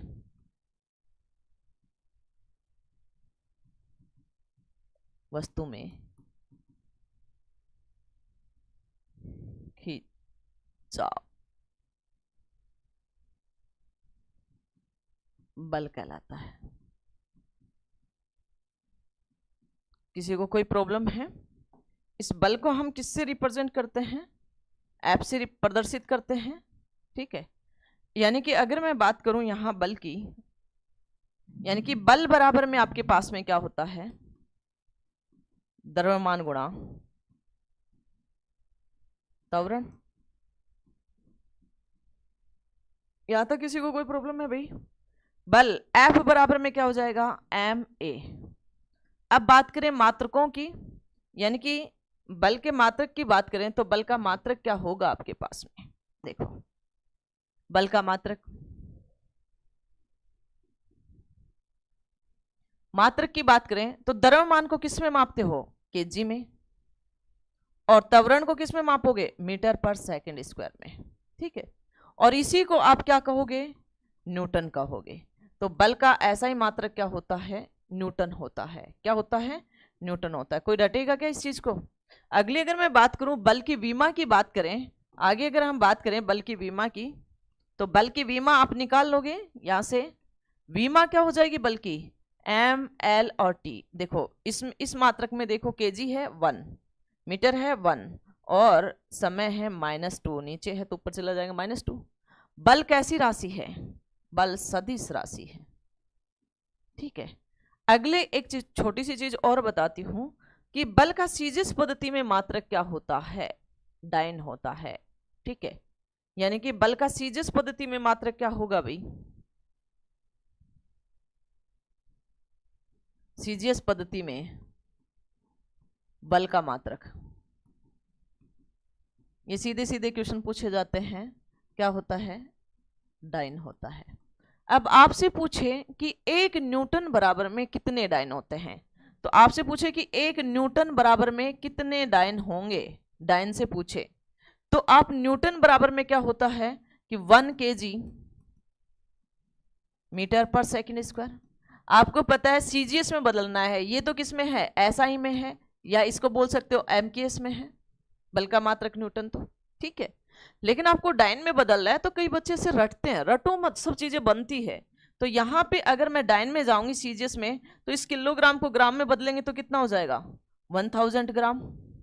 ठीक है, और मीटर को सेंटीमीटर में बदलोगे तो 100 सेंटीमीटर, और बटे में सेकंड स्क्वायर। ठीक है, तो ये कितना हो जाएगा, देखो इसको सोल्व करोगे तो आपके पास में ग्राम सेंटीमीटर पर सेकंड स्क्वायर। ग्राम सेंटीमीटर में क्या आता है, सीजीएस पद्धति में आता है, और इसको क्या बोल दोगे, डाइन बोल दोगे, यानी 10⁵ कर दो, और इसको क्या बोल दोगे, डाइन बोल दोगे। तो ये किसके बराबर में है, 1 न्यूटन के बराबर में है। किसके बराबर में है भाई, 1 न्यूटन के बराबर में है, 10⁵ डाइन 1 न्यूटन आता, ये ऐसे हैं, बाकी आपकी इच्छा है, आप रटो तो रट लो। यानी कि 1 न्यूटन बराबर में आपके पास में होता है 10⁵ डाइन। ठीक है, अगर 1 डाइन बराबर में पूछे तो यहाँ पे आप भाग दे दोगे 10⁵ न्यूटन, और ऊपर जाके क्या बन जाएगा, 1 डाइन बराबर में, यानी कि 10⁻⁵ न्यूटन। यहां से भी क्वेश्चन आता है। क्या किसी को कोई प्रॉब्लम है यहाँ बल तक? क्योंकि यह बल आ गया तो आपको कार्य शक्ति ऊर्जा में कोई प्रॉब्लम नहीं होगी। आज की क्लास बहुत इंपॉर्टेंट है, बेस को देखते हुए, कल की इससे भी ज्यादा इंपॉर्टेंट थी, क्योंकि ये क्वेश्चन रटने की आवश्यकता होती नहीं है अगर आप कंटिन्यू क्लास लेते हो तो। अगला अगर बात करते हैं, यहाँ पे आपको बल क्या हुआ, कंप्लीट हुआ। वैसे तो बल बहुत होते हैं, गुरुत्वाकर्षण बल, अभिकेंद्रीय बल, अपकेंद्रीय बल, ठीक है, बहुत सारे बल अलग अलग, सामाजिक बल, असामाजिक बल, ठीक है, बहुत सारे बल होते हैं, आकर्षण बल, प्रतिकर्षण बल, ठीक है, तो वो यहाँ बात नहीं करेंगे क्योंकि अपने सिलेबस में नहीं है। अगला पॉइंट करते हैं गति से रिलेटेड। ठीक है, अगला अगर हम पॉइंट करेंगे गति से रिलेटेड, एक बार कमेंट करके बता दो किसी को कोई प्रॉब्लम है तो, फटाफट कोई भी प्रॉब्लम है तो। ठीक है, अब गति से लेके चलेंगे और उसमें न्यूटन के नियम और गति के समीकरण वहां कर लेंगे। ठीक है, उसी के बाद में आपका आज का चैप्टर क्या हो जाएगा, कंप्लीट हो जाएगा। ठीक है, तो चलो, किसी को कोई प्रॉब्लम है तो बोल सकता है। सभी को आ गया भैया? ठीक है, वो सभी बताएंगे। जब देखो गुरुत्वीय त्वरण के कोई विरुद्ध काम करोगे तो नेगेटिव अपने आप ही हो जाएगा ना। गति के नियमों में बताएंगे, गति के समीकरण में, आप इतनी जल्दबाजी मत करो, पूरा पॉइंट टू पॉइंट लेके चलेंगे। अगला है गति। गति मोशन क्या होती है? गति कभी अकेली नहीं होती है, हमेशा सापेक्ष होती है, ध्यान रखना। गति इतना ज्यादा डीपली में नहीं पढ़ेंगे, गति हमेशा सापेक्ष होती है। ठीक है, अकेली कभी भी नहीं होगी। कभी आप ट्रेन वगैरह में बैठ के जाते हो तो देखना, अगर ट्रेन नहीं चल रही या ट्रेन चल रही है तो आपको नजर आता है कि प्लेटफॉर्म चल रहा है, यानी कि दोनों की गति क्या है, अलग अलग है। तो हमेशा वस्तु कैसी दिखाई देगी? गति अलग अलग होगी तो हमेशा क्या होगी, वस्तु चलती हुई दिखाई देगी। गति क्या होगी, अलग अलग होगी, तो वस्तु हमेशा क्या होगी, चलती हुई दिखाई देगी। ठीक है, और यदि सेम गति हो, सेम चाल हो, सेम वेग हो, सेम चाल से चल रहे हो, तो आपके पास में एक दूसरे के सापेक्ष आप नियत दिखाई दोगे। कभी भी आप दो मोटरसाइकिल चलाना साथ साथ, ज्यादा स्पीड पे नहीं, नहीं तो एक्सीडेंट वगैरह हो जाएगा। दोनों आप करो कि 40 किलोमीटर पर आवर की स्पीड से 40 किलोमीटर और साथ चलो, तो आप दोनों को एक दूसरे को ऐसे लगेगा कि हम स्थिर हैं, क्योंकि वहां पे क्या है, उनकी चाल क्या है, सेम है। गति क्या है, समान है। गति जब सेम चलेगी तो एक दूसरे के प्रति वस्तु स्थिर दिखाई देती है, और अलग अलग होती है तो वस्तु चलती हुई दिखाई देती है। कई बार हम बस वगैरह में जाते हैं तो हमें पेड़ पौधे भी चलते हुए नजर आते हैं। ठीक है, इसका मतलब है कि उनकी गति क्या है, अलग अलग है। हमारी अलग है, पेड़ पौधों की गति अलग है। ठीक है, और उसके बाद में गतियां बहुत प्रकार की होती है। सरल रेखीय गति, यादृच्छिक गति, सरल रेखीय एक सीधी रेखा में गति करना, यादृच्छिक में टेढ़ी मेढ़ी गति करना, कंपन गति, ठीक है, वर्तीय गति। ठीक है, ये बहुत सारी गतियां होती है, लेकिन यहाँ से एग्जाम में क्वेश्चन नहीं पूछे जाते तो क्यों टाइम पास करें अपन। ठीक है, तो अब बात करते हैं गति में न्यूटन के नियम। तो देखो, न्यूटन एक वैज्ञानिक थे। ठीक है, गति में अगर हम बात करेंगे तो देखो, गति बहुत प्रकार की होती है। फर्स्ट, सरल रेखीय गति, कंपन गति, वर्तीय गति,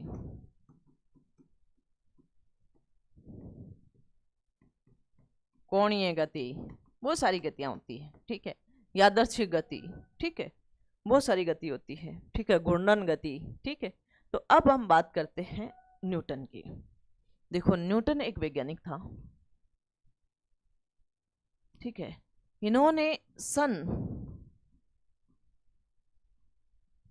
1687 में, कब, सन 1687 में दी प्रिंसिपिया मैथमेटिका नामक बुक में न्यूटन की गति के नियमों का क्या किया था, प्रतिपादित किया था। न्यूटन की गति के नियमों का क्या किया था भी, इन्होंने प्रतिपादित किया था, दी प्रिंसिपिया मैथमेटिका। तो उस बुक का नाम था, जो इनकी पुस्तक थी उनका नाम था, नॉर्मली प्रिंसिपिया बोलते हैं, नॉर्मली इसको क्या बोलोगे, प्रिंसिपिया बोलते हैं।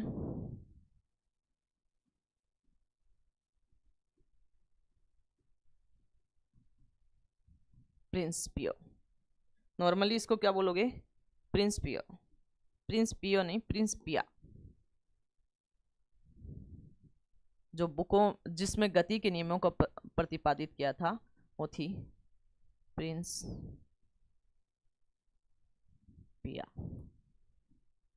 नॉर्मली प्रिंसिपिया, वैसे फुल नाम था द मैथमेटिक प्रिंसिपिया। ठीक है, बुक था प्रिंसिपिया, पुस्तक में गति के नियमों का, गति के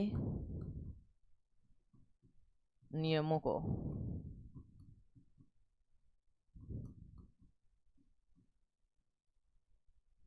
प्रतिपादन किया था। ठीक है, ठीक है, वैसे न्यूटन के नियम दे नहीं रखे, लेकिन हम एक बार गति के समीकरण पढ़ेंगे तो गति के समीकरण भी न्यूटन ने दिए थे, ठीक है, और वहां से क्वेश्चन पूछे जाते हैं, ठीक है। तो अब बात करें कि इस न्यूटन ने इस बुक में 3 नियम दिए भैया। कौन कौन से? न्यूटन का गति का प्रथम नियम, न्यूटन की गति का द्वितीय नियम, और ये क्या क्या बताते हैं उसकी बात करेंगे। यानी कि इसमें 3 नियम प्रतिपादित किए। कौन कौन से? न्यूटन की गति का प्रथम नियम, दूसरा दिया न्यूटन का द्वितीय नियम। मैं ये लिख देती हूँ, है ना, आप समझ जाना। न्यूटन के द्वितीय नियम, गति के द्वितीय नियम है, लेकिन मैं एक बार शॉर्ट में लिख देती हूँ।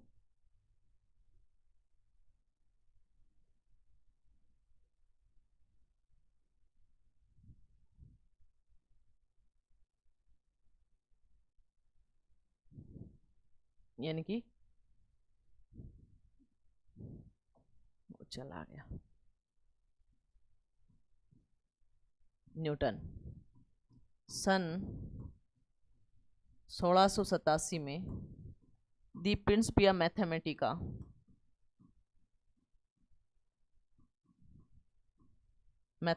बुक में गति के नियमों का,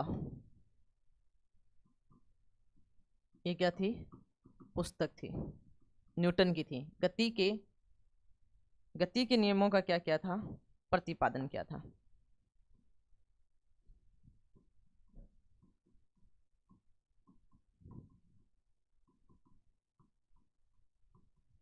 पादन क्या था? और न्यूटन ने कितने नियम दिए थे? 3 नियम दिए थे भाई।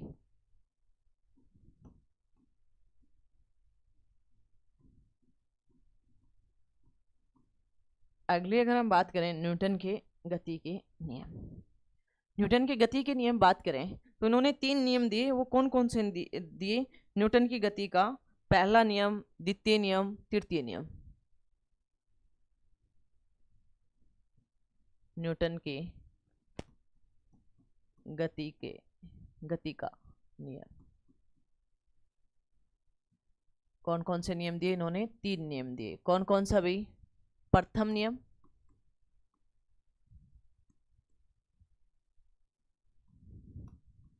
दूसरा दिया द्वितीय नियम,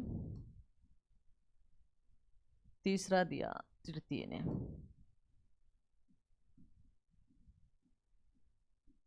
देखो, इन नियमों की बात करें तो प्रथम नियम क्या कहता है? न्यूटन की गति का प्रथम नियम ये कहता है, यदि कोई वस्तु विराम अवस्था में है तो वो विराम अवस्था में रहेगी, और जो चल रही है वो चलती रहेगी। कब तक? जब तक उस पर बाह्य बल नहीं लगेगा। और इस प्रथम नियम को जड़त्व का नियम भी बोलते हैं। किसका नियम बोलते हैं? जड़त्व का नियम, या इसे बोलते हैं गैलीलिया का नियम, या इसे क्या बोलोगे आप? गैलीलियो का नियम।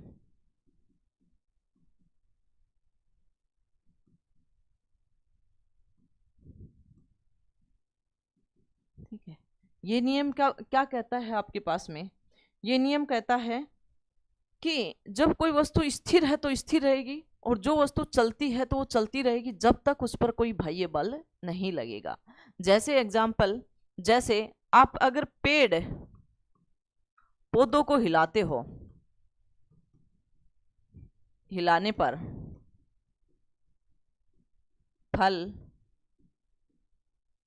फल फूल पत्ते का गिरना।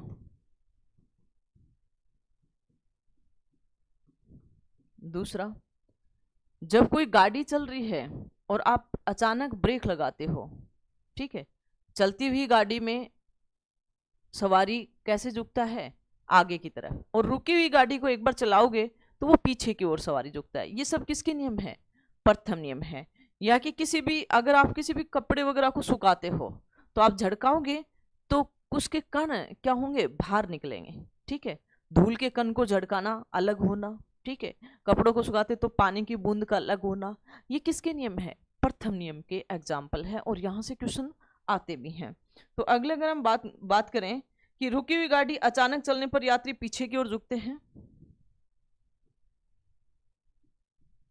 रुकी हुई गाड़ी अचानक चलने पर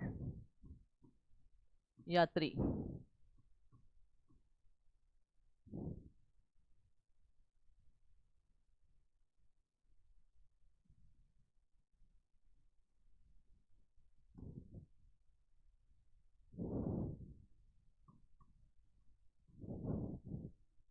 या व्यक्ति, रुकी हुई गाड़ी अचानक चलने पर व्यक्ति पीछे की ओर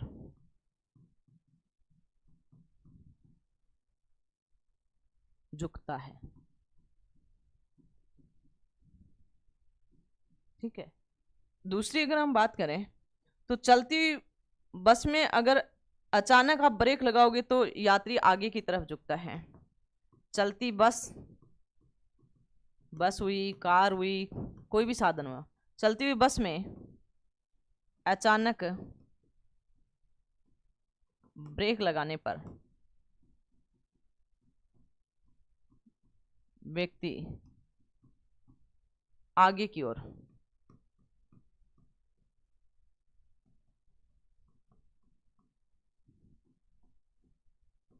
झुकता है। और एग्जाम्पल बताऊं, जैसे आप कभी भी आप कांच पे पत्थर मारते हो तो वो बिखर जाता है, लेकिन गोली मारते हो तो छेद होता है उसमें। ये भी प्रथम नियम है। ठीक है। अगर मैं प्रथम और द्वितीय की बात करूं तो प्रथम क्या है? प्रथम एक प्रकार का, यानी कि क्रिया नहीं, प्रतिक्रिया नहीं करता, बस क्रिया करता है। प्रथम नियम की अगर हम बात करें तो प्रथम नियम एक प्रकार से आपको क्या क्या रिप्रेजेंट करता है, यानी कि प्रथम नियम हमेशा ध्यान रखना कि प्रथम नियम आपको क्या बताता है भाई। प्रथम नियम हमेशा हमेशा आपको क्या बताएगा कि गति या विराम का विरोध करता है। प्रथम नियम हमेशा क्या बताएगा, या तो गति करेगा या उसके विराम का विरोध करेगा।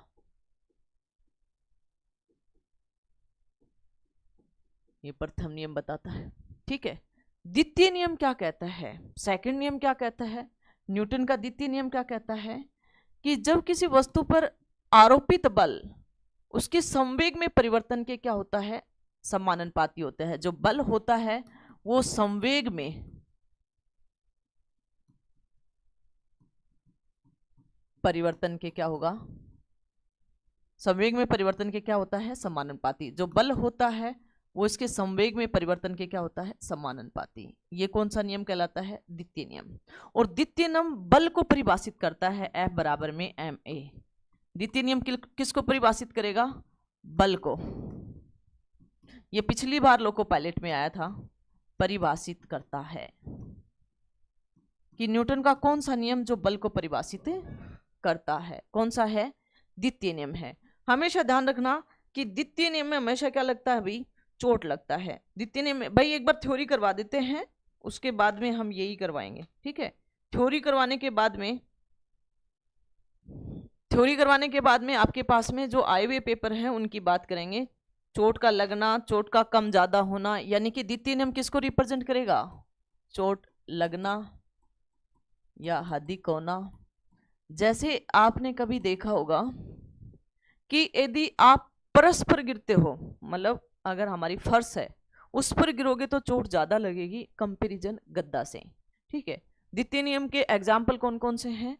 जैसे आप क्रिकेट खेल रहे हो तो खिलाड़ी के द्वारा गेंद को कैच करते समय हाथों को आगे पीछे ले जाना, ये कौन सा है? द्वितीय नियम है। यानी कि आप मैच के तो बहुत ज्यादा दीवाने हो ना, तो खिलाड़ियों द्वारा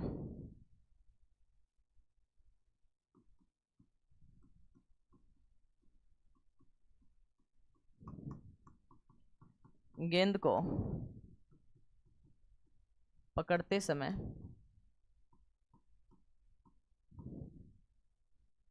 हाथों को आगे और पीछे ले जाना ताकि चोट नहीं लगे। ठीक है। ताकि चोट नहीं लगे। अगले अगर बात करें, आप यदि फर्श पर गिरते हो, फर्श पर गिरने पर चोट लगती है परंतु गद्दे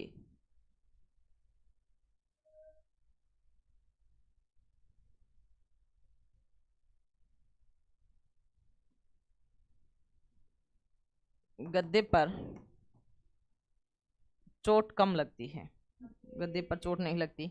कभी देखा कि कभी भी आर्मी वगैरह का डिफेंस वगैरह का कोई काम करते हैं तो उस मिट्टी पे जब आपको खिलाड़ी वगैरह देखा तो मिट्टी को खोद देते हैं, वो समतल होती है उस पर चोट ज़्यादा लगेगी, लेकिन उस मिट्टी को खोद देते हैं जिससे क्या लगे, चोट कम लगे, जिससे चोट क्या लगेगी, कम लगे। ठीक है, अगली अगर हम बात करें इससे आगे की, तृतीय नियम। तृतीय नियम क्या कहता है, क्रिया और प्रतिक्रिया का नियम है। तृतीय नियम किसका नियम है, क्रिया और प्रतिक्रिया का। और तृतीय नियम में जितना बल क्रिया करने में लगेगा उतना ही बल किस में लगेगा, प्रतिक्रिया में भी। वो दोनों बल बराबर रहेंगे। जैसे व्यक्ति पृथ्वी पे चल रहे हैं, तृतीय नियम को क्रिया प्रतिक्रिया का नियम भी कहते हैं।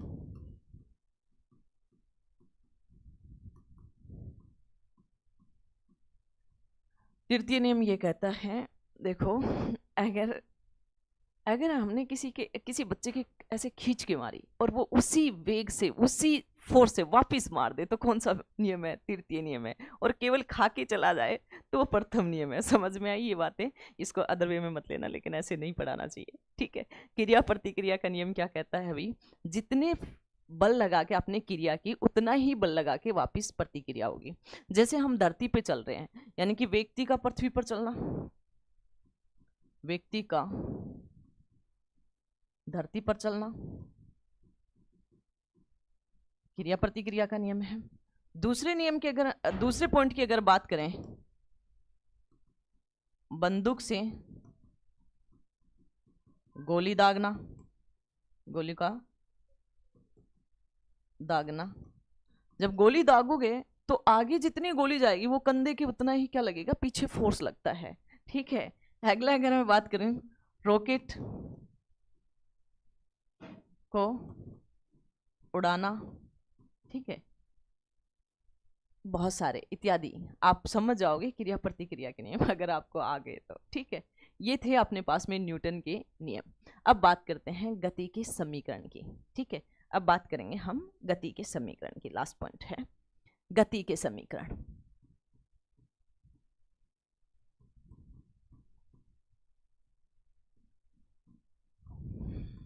देखो, गति के समीकरण की अगर मैं बात करूं तो हम सभी के एक साथ बात कर लेते हैं। गति के नॉर्मली समीकरण की बात करूं तो हमारे पास में बेसिकली होता क्या है गति का समीकरण, प्रथम समीकरण। प्रथम समीकरण क्या होगा, गति के 3 समीकरण हैं। प्रथम समीकरण आपके पास में क्या होगा भाई, यानी कि प्रथम समीकरण हो जाएगा आपके पास में जो आपके पास में अंतिम वेग है। कौन सा वेग है भाई, अंतिम वेग है v बराबर में u प्लस में at। ये कौन सा समीकरण हो गया, प्रथम समीकरण हो गया।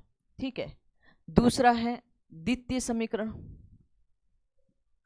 द्वितीय समीकरण क्या होता है कि आपके पास में देखो, प्रथम में वेग को रिप्रेजेंट किया, अगर द्वितीय की अगर हम बात करेंगे तो विस्थापन को रिप्रेजेंट करेगा s बराबर में ut प्लस 1/2 at स्क्वायर। ये द्वितीय समीकरण है।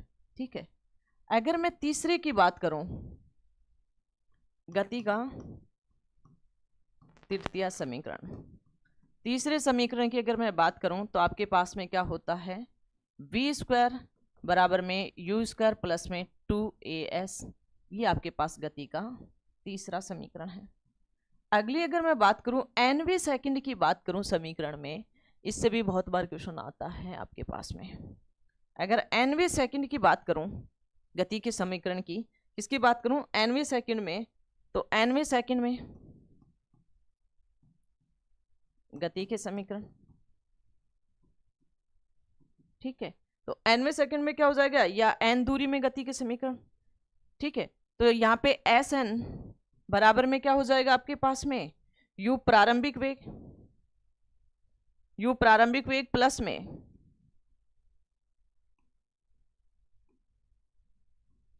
में त्वरण बटे में 2 और 2n माइनस में 1।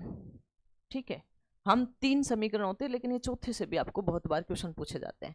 अब आता है ये हॉरिजॉन्टल की बात करें, ऊर्ध्वाधर की बात करें, तो देखो अब ये तो नॉर्मल था, ये हमने त्वरण नॉर्मल लिया, लेकिन देखो याद रखना नहीं है, लेकिन कई बच्चे से रटते रहते हैं।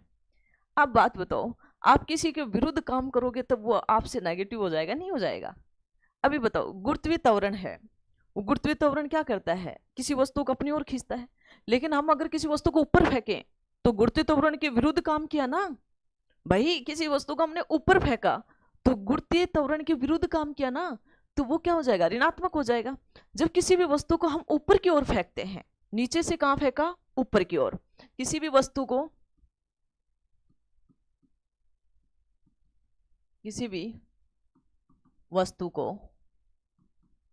नीचे से ऊपर की ओर फेंकने पर गति के समीकरण, भाई विरुद्ध काम करोगे तो नेगेटिव नहीं हो जाएगा। तुम अपने आप से बात करो कि कोई आपकी बातें काटने लग जाए तो आपको कितना बुरा लगता है। ठीक है, वही चीज यहाँ पे है। अगर वस्तु को हम नीचे से कहां फेंक रहे हैं, ऊपर की ओर फेंक रहे हैं, तो a बराबर में क्या होगा, माइनस का g।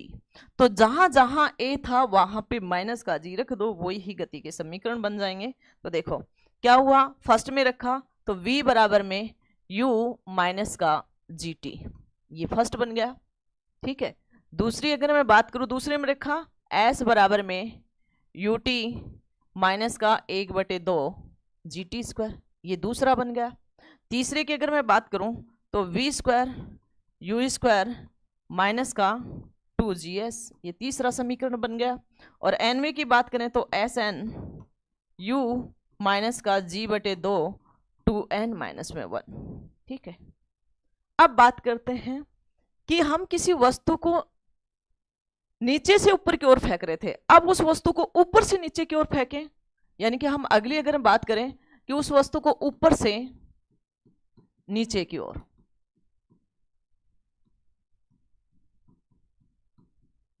फेंकने पर गति के समीकरण, यानी कि a बराबर में क्या हो जाएगा, g हो जाएगा। क्या किसी को कोई प्रॉब्लम है क्या? a बराबर में क्या हो जाएगा भाई, g हो जाएगा। तो क्या हो जाएगा, प्रथम समीकरण v बराबर में क्या हो जाएगा, u प्लस में gt, ये फर्स्ट हो गया। सेकंड s बराबर में ut प्लस में 1/2 GT², ये सेकंड हो गया। तीसरा क्या हो जाएगा, v² u² प्लस में 2GS, ये तीसरा हो गया। nवें सेकंड में क्या हो जाएगा, SN बराबर में u प्लस में g/2 यानी कि 2n माइनस में 1। क्या किसी को कोई प्रॉब्लम है? तो इसी के साथ आज आपका टॉपिक क्या हुआ, आज इसी के साथ आपका क्या हुआ भाई, टॉपिक कंप्लीट हुआ। कल पढ़ेंगे हम आगे का टॉपिक, कार्य शक्ति ऊर्जा लेके चलते हैं, उसके बाद में द्रव्यमान और भार पढ़ाएंगे। ठीक है, क्योंकि इसी से लिंक हो जाएगा कार्य शक्ति ऊर्जा। तो जय हिंद, जय भारत। आप न्यूमेरिकल वगैरह सब कराएंगे, आप टेंशन मत लो। ठीक है राहुल, ठीक है, सभी को सभी न्यूमेरिकल वगैरह सब करवाएंगे। ठीक है, अब बात आती है, आप ज़्यादा से ज़्यादा अपने दोस्तों को, चैनल को लाइक करोगे, शेयर करोगे और सब्सक्राइब करोगे। जय हिंद, जय भारत। कल मिलेंगे इसी टाइम के साथ, और शाम की थ्योरी की क्लास चल रही है 8:15 PM पर। आपको जो थ्योरी के कंसेप्ट, जो टॉपिक बचे थे, वो सभी थ्योरी के टॉपिक हो रहे हैं। कल सेल बैटरी होगी थी, और कल वाली सेल बैटरी यहाँ पे भी पढ़ना है, तो आप कल वाले सेल बैटरी में, वहाँ से शाम वाली क्लास है, उसी में आप सेल बैटरी देखोगे, क्योंकि बार बार अभी टाइम कम है, तो उन सभी पॉइंटों को जो मिक्स में है उनको भी आप करोगे। जितने भी जो ऑल ट्रेड के स्टूडेंट है, सेल और बैटरी जरूर देखिएगा, क्योंकि सेल बैटरी बेसिक इलेक्ट्रिसिटी में आता है, और यानी कि इंजीनियरिंग ड्राइंग वाले पार्ट में सेल और बैटरी है। ठीक है, तो आप इसी के साथ हम कल मिलेंगे और शाम के मिलेंगे। ठीक है, जय हिंद, जय भारत।